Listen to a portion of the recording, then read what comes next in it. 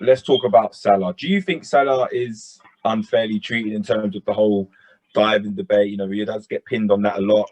I will say that sometimes I think he can over-exaggerate a touch for sure.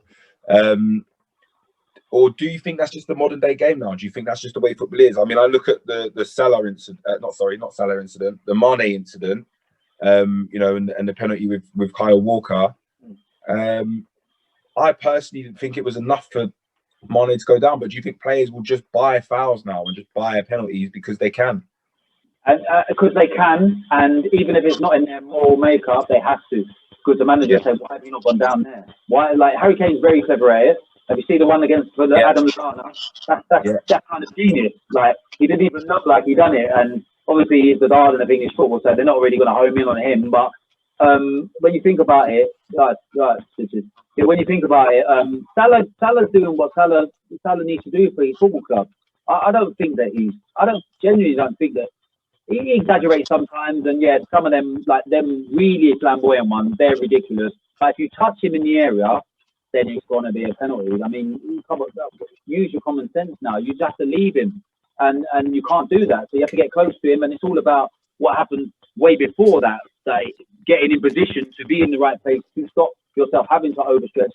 You're always going to get roasted by players like Salah and Mane. They're world-class footballers and they're playing against not world-class defenders most of the time, so they're always going to destroy people. But sometimes you look and you think, are you actually that stupid? The Mane one, that's Kyle Walker.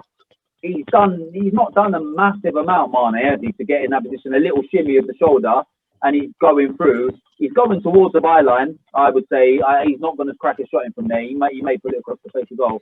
But the momentum, once Kyle Walker's got that momentum, a big man like that, he's not really going to slow down. Mane thinking, soon as you touch me, I'm gone. And I was a striker, and I would have done exactly the same thing. If you're foolish enough to come across me, and I've done a little shimmy, and I've gone into that space, and then I'm going to slow down. Definitely. If you touch me, I'm going down.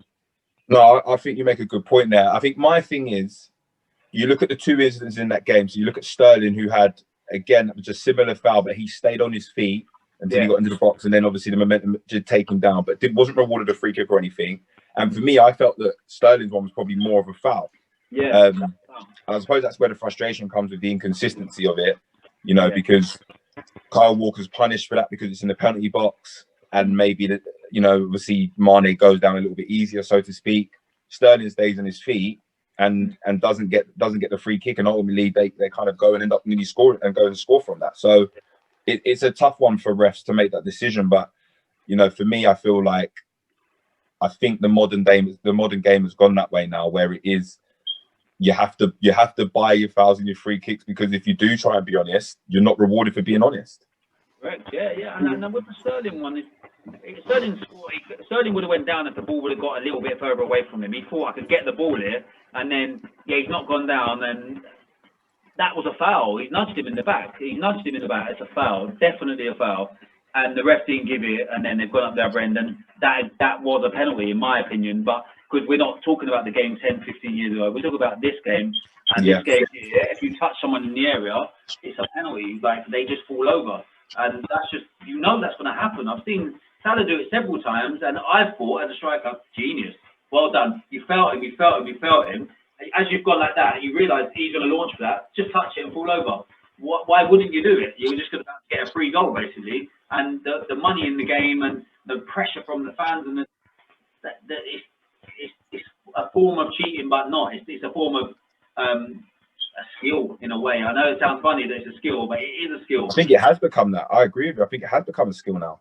Yeah, and like Harry Kane does it, he jumps in front of it. He knows he's got away from him slightly, or he's not going to be able to whip it in, or he's not going to get a shot off. I know what, I just put my foot there. As soon as he touches me, I'm not going to let him break my legs. As soon as he's touching me, my foot's already ready to come to the ground, and I'm gone. And it's a free kick, because the ref has to give a free kick because he just wiped me out. So yeah, I don't blame them guys. The odd one where I've seen Salah do, but I've also seen a lot of players do ridiculous dives. Salah's going to get it in the neck because he's at Liverpool, and Liverpool are the dominant force right now. That's why he's going to get it. But loads of players dive. They do. So now I think he gets my down by it reflects like how much of a fantastic player he is, because he's phenomenal. And going back to the first season when he scored that goal in his league, That was the difference in that game. Leeds and Liverpool were quite matched that day, and then Salah just brings it down, bangs in top corner. No one at Leeds can do that. So that's why you got to look at them guys and think, wow, like, just respect them. Stop looking at the little bit negative and just think, this guy's serious. Yeah, no, some good points there. Stitches, you managed to make it back for the Yeah, sorry, man. The gods got me because I was talking about Mourinho. Clearly, like they weren't feeling it, so he's cut me out. I'll let you have your say in Liverpool, and then we'll scoot past the Arsenal Aston Villa game because I was wondering if you'd seen the latest results there, but yeah, let's move on swiftly. But yeah, no, it's an interesting debate you was having, you know, about Salah, because we talked about this on the other show where I talked about some stats that just show the way penalties go and the way that players get judged. The foreign players get, you know, called out on this so-called diving, but the English players, you know, it tends to be, they've been very clever there. Do you know what I mean? But anyway, that being what it is, I think with penalties, if referees started giving penalties for players getting contact in the penalty area in a way that restricts them from or hampers them, then you would find that players didn't dive or simulate the touches as much, and they just don't do it. So, you know, managers are now obviously telling players, if you get touched, go down. You know what I mean? Make the referee make a decision. And that's unfortunate, but that's the way the game is now. As for our performance today, do you know what? Klopp, I love it. I love the way, do you know what I mean? I love the way that he changed things up. Everyone was all week. It was, is it going to be Firmino? Is it going to be Jota? And he put them both in. Do you know what I mean? We went 4-2-4 against Man City at their home ground. That's big balls. That's big balls. And you know what? I loved it. I thought do you know what I mean? Credit to City though. They worked it out and they got themselves back in the game. It was a very good move. The one time we didn't get out there to stop the ball coming in, and you give Kevin De Bruyne that amount of space, he's going to punish you.